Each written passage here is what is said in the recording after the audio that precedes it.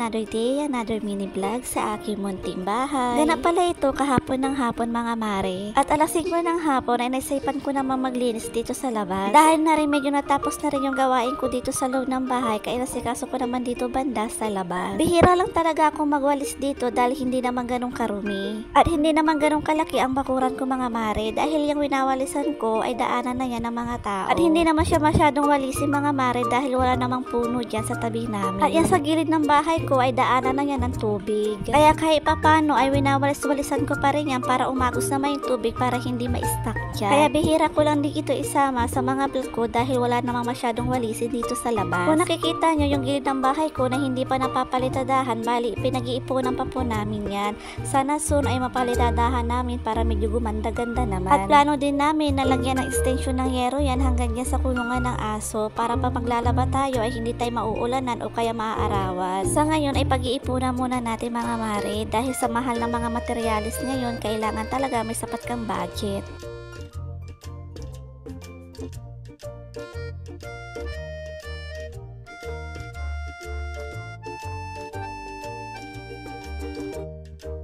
Anong natapos na nga ako magwalis dito sa labas, ay dumiretso naman ako dito sa kusina para likitin naman yung kunting kalat. Bago pala ako nagwalis sa labas ay nagpagawa muna ng shake ang mga anak ko. Kaya ayan nga mga mare, ayan naman ang liligpitin ko dito. Ewan ko ba sa mga bata to, oras-oras na lang sila nagugutom. Ganon talaga siguro pag mga bata, diba? Hindi tulad sa atin diet. Uy, diet.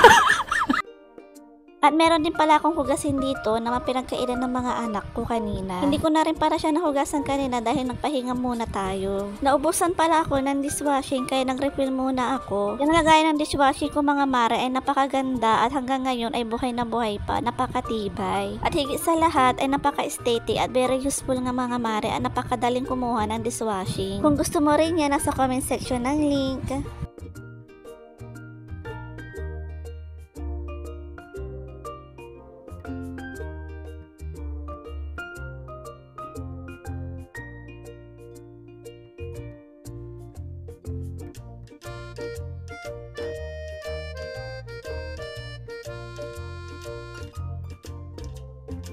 At dahil hapon na rin mga mare ay nagsaing na rin ako ng kanin. Bali sa uling ako magsasaing mga mare dahil yung gas natin ay nasa pitsa peligro na, mahirap na ko isasabay natin ngayon. Dahil bihilihan na nga ng mga gamit ng mga bata sa school.